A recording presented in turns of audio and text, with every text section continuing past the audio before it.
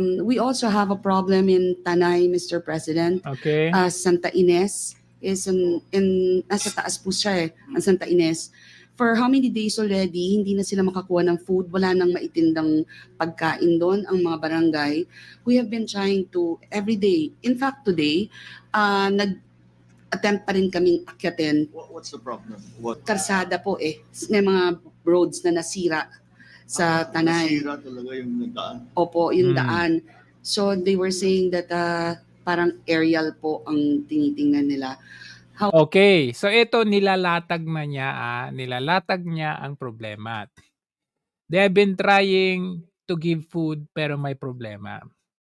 At tignan ninyo, meron siyang suggestion. Actually, may suggestion siya kung paano magpamigay ng food doon kasi nasira nga yung daan. Tingnan nyo sagot ni Marcos. However, how many are there isolated now in Santa Ines? to be exact, Mayor Lito Tanhuatco is here. Mayor, how many exactly? Sa Chinese po, 3,000 ang families po doon, ang inuwan po na. Nilatag na nga niya Ayan Nilatag niya nga, tinanong pa niya, 3,000 na nga. Kikinig talaga. 'Di ba? Ayan 3,000. Tapos tinanong na naman niya kung ilan. Tingnan niyo yung reaction niya. Mukhang wala siyang mai-react. Nag-ano lang siya Problema natin, 6 Monday po. Wala na po biyahe. Since Monday walang biyahe. Pagka ganun karami, yung airdrop, kulang yun. If you're talking about 3,000 families. Oops, gumiwi. Ano nangyari doon? If you're talking about 3,000 families. What happened? If you're talking about 3,000 families. Kailangan ayusin. If you're talking about 3,000 Grabe ka naman. Kailangan ayusin yung daan. Kahit yun yung pinakamantinding niwin niyang nakita ko ngayon. Kailangan ayusin. If you're talking about 3,000 families. Kailangan ayusin yung daan. Kahit ano lang. For now lang. Nakita ninyo yung sagot niya? Alam mo yung instead na magkakaroon ka ng hope sa sagot ng isang leader mo, mas lalo ka pang ma-demoralize kasi ang sagot niya is kailangang ayusin natin 'yan. Kailangang ayusin 'yan kahit ngayon lang. Hindi medyo yung airdrop. Kung 3,000 medyo kulang 'yan pag airdrop. Sabay ganun. Kumbaga solution kaya nga kami magre-report kasi gusto namin meron kang command. Kung sinasabi mo ayusin, okay. Ngayon din magpapadala ako ng DPWH na tauhan dyan. Ayusin na ngayon din. O kaya pansamantalang bridge or whatever. Ganun. Hindi ba? Kailangan ganito. Sabay ngingiwi ka lang. Oo. Kailangan truck ang papasok na relief goods. Hindi po. Truck, hindi nga makapasok kasi may tubig nga, baha. Then, sa heli, hindi na kayanan yan. Di ba nga si Kong Teves, di ba may chopper siya? Di ba halimbawa si Willie, yung may mga chopper na mga yayaman, kahit maliit yung chopper mo o kahit pabalik-balik, just for the sake of this calamity, magsakripisyo ka ng fuel, no? Fuel na, okay, pabalik-balik, kahit papaano, punuin mo yung chopper mo, kahit ganito, kung ako sa'yo, pwede mo naman siguro sabihin na, okay, sige, gamitin yung presidential chopper, punuin nyo na. Pero doon sa maximum capacity lang. Pero as much as possible, mailagay nyo doon. Mailagay yung mga 3 tao, tapos para may magbuhat, magbaba doon. Airdrop natin. Ganun. Yung very hopeful ba? Merong hope ang tao. Hindi sabihin, ito ganyan. Alam nyo, sabi ko nga Nung nagpa-doktor ako dati, nung way back in 2005, no, nagpa-ano ako kasi meron daw findings sa akin. Yung unang doktor, sabi ng doktor sa akin, ganun siya, ganun yung reaction niya. Eh. Di ba, I mean, yung moral mo ba? Sabi ng doktor, miling-iling siya. Medyo ano tong ano mo, kailangan ng ganito, gamot na ganito. Medyo, ano, yung ganun siya. Medyo mahirap tong sitwasyon mo. Ganito, ganyan. So parang ako, instead na magkaroon ako ng hope, mas lalo akong hala. Mamamatay na ba ako? Parang yung reaksyon ng doktor na 'to, malapit na akong mamatay. Sa totoo lang, gano'n yung pinakita niya sa akin. So, hindi ko nagustuhan yung doktor na 'yon. Pumunta ako sa pangalawang doktor, second opinion. Alam mo yung sabi nung second doctor, very positive siya. Alam mo, ano ka lang, okey lang 'to, eh, bigyan kita ng gamot. Okey 'to, kayang-kaya 'to ng gamot, madadaan 'to sa gamot, ganito, ganyan. Very positive siya, wala lang 'yan, kayang-kaya mo 'yan. So, do'n ako nabuhayan, 'di ba? So, kung iko-compare natin ito sa ating leader, the kind of leader na gusto natin, very firm, merong affirmative, very positive, merong swift decision kaagad. Positive ba? Reinforcement na ganyan. Pero 'pag ganito, anong maasahan mo? Anong, how much can a Black Hawk carry? Parang And the lutang, longer it takes po, the more needs they have, the more good. Sabi niya, the longer it takes, the longer na mas maraming, siyempre nangangailangan yung mga ganyan. Kasi, ang gusto nung itong mga lokal na 'to, kasi nga, yung daanan, dinaanan na ng tubig, kaya hindi na siya passable. Kumbaga ilog na 'yan, hindi na siya puwedeng passable ng kahit anumang sasakyan. Ngayon ang gusto niya yung malaking sasakyan daw, malaking truck. Parang yung ginamit nila nung pumunta sila nag-motorcade sila. Eh, ang gusto nung mga lokal, government na mga 'to, chopper, airdrop. Ano sabi niya, kukulangin tayo niyan, kung 3,000 kukulangin tayo niyan. Basta all of those things, and then medicines, and then eventually, but there's no way to do it except to find a way to maging possible. Find a way to maging possible. Kaya nga nandiyan ka, na leader. Parang wala akong makuhang sagot o solusyon sa'yo. Kailangan natin ito. We have to find a way na maging possible. Paano nga? Kahit na hindi naman umuulan pa, kahit na kahit na muna hindi sementuhin, di ba?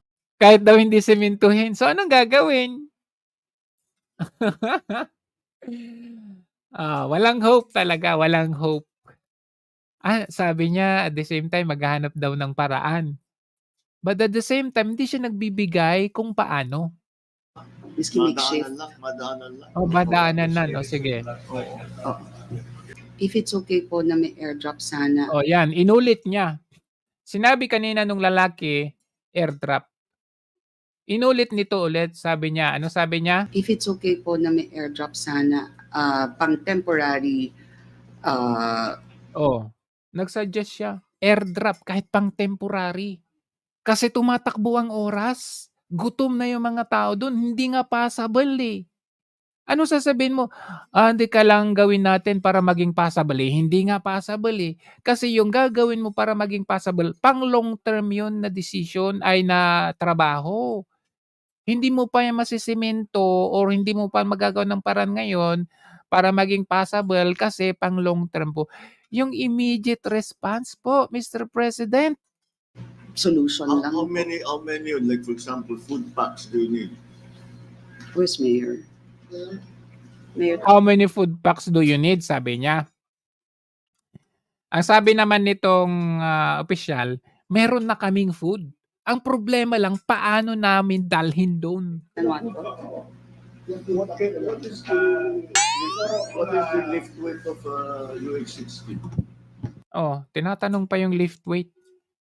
Actually, hindi issue na yan, eh. Hindi na yan dapat pinag-uusapan. Ano yung lift weight nung etong chopper neto. Hindi na issue yan. Ang ano, immediately, order mo AFP, gamitin ng mga kung ano, kung may Chinook ba tayo, kung wala. Basta ano mang chopper na airdrop natin yan, pwede yan. Eh, yung presidential chopper nga, biglang ginamit eh, papunta doon sa St. Luke Hospital eh. Eh kung yan, hindi na nga pinag-uusapan eh. 20 million na budget sa zone, hindi na nga pinag-uusapan. Ito, kailangan pang nonsense, irrelevant yung mga pinagsasabi. Tinatanong, how many lift weight? Ilan ba yung ganito, ganyan? Ne-report na nga eh. Santa Iris po. Siguro bigyan skip mga 1.5 mo muna. 1.5 muna. Ano food pack po? 10,000 pounds. 1.5 po. Ah, 1,500 initial. 100, 500. 1,500 po. Do we know how much that weighs? Alang, kikiluin mo pa yung 1,500 food packs na yan. Pwede namang balik. Ay, ilan ba yung air assets natin dyan? Kung 10 chopper o 5, kahit 2 na magbalikan. Oh my God. Grabe talaga. No? We never had to make that calculation before.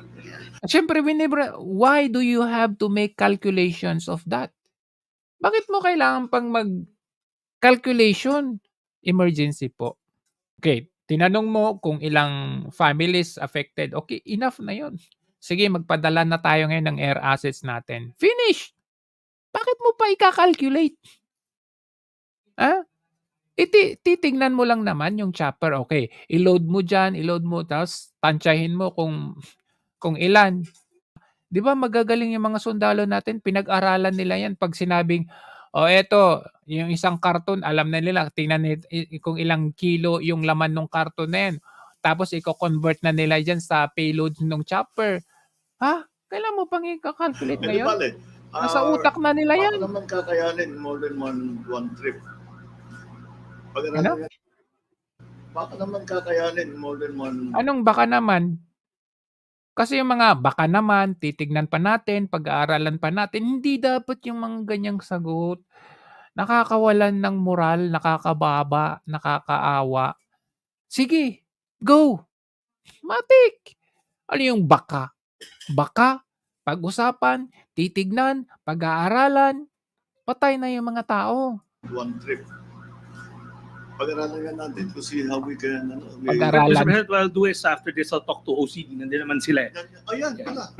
Oh, yan. We'll Oo. try to coordinate how to bring it. Alam nyo pa kung ano yung Kung may kayo pa sakay. chopper. Alam nyo napansin ko dito? With this briefing na to? Pinapakita lang nila na hindi sila ready. O ayan pala yung OCD, o ayan pala sila magko-compute, sila pa yung magka-calculate. Pinapakita lang dito sa briefing na to, hindi pala sila handa sa response. Pero po sana pa chopper po na ho eh.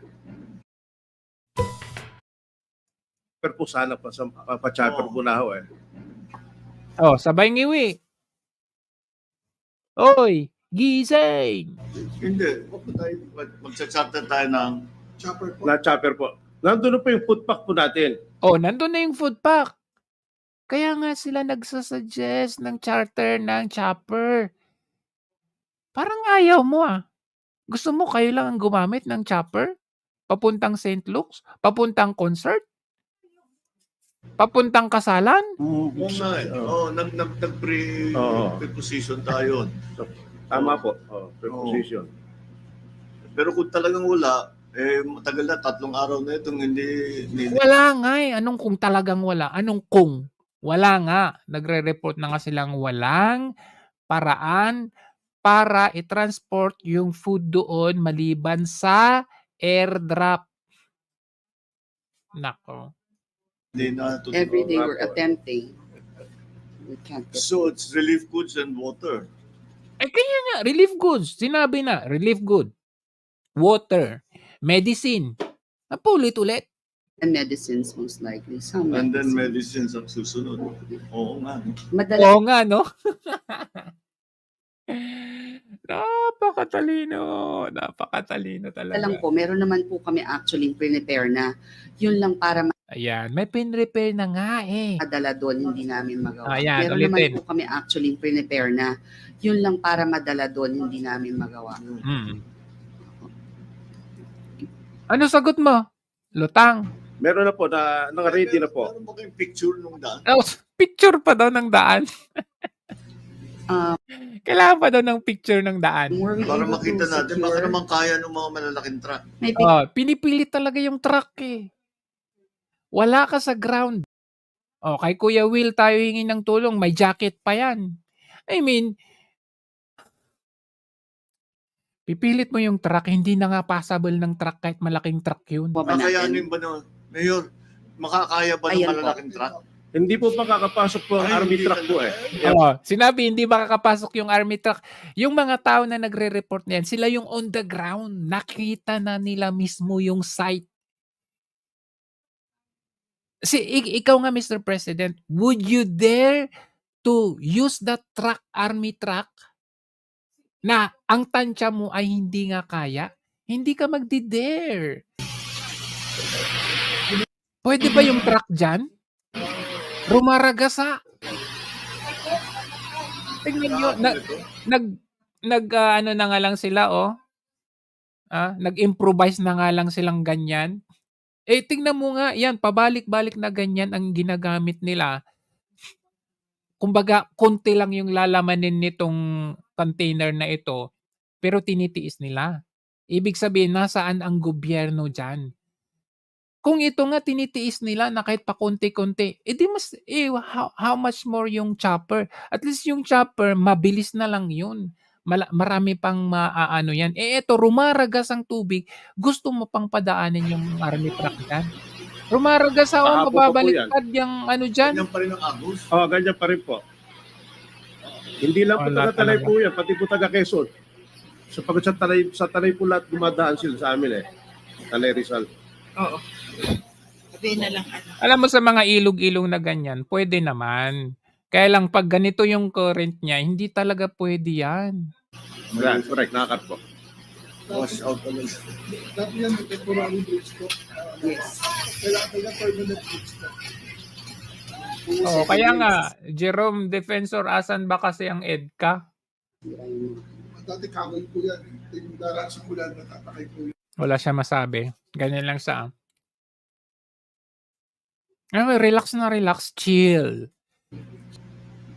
Oh, sabay ngiwi. Wala lang, tingnan mo. Yung long term po Ah. yan, talagang open bridge. Wala na nga ang sagot, ngumingiwi pa. Wala ba tayo yung mga kagaya sa Amerika? Yun. Wala nga. Ang dami mong iniisip. Lalo mong parang ang hirap mong ibigay yung chopper na yan. Ang dami pang iniisip.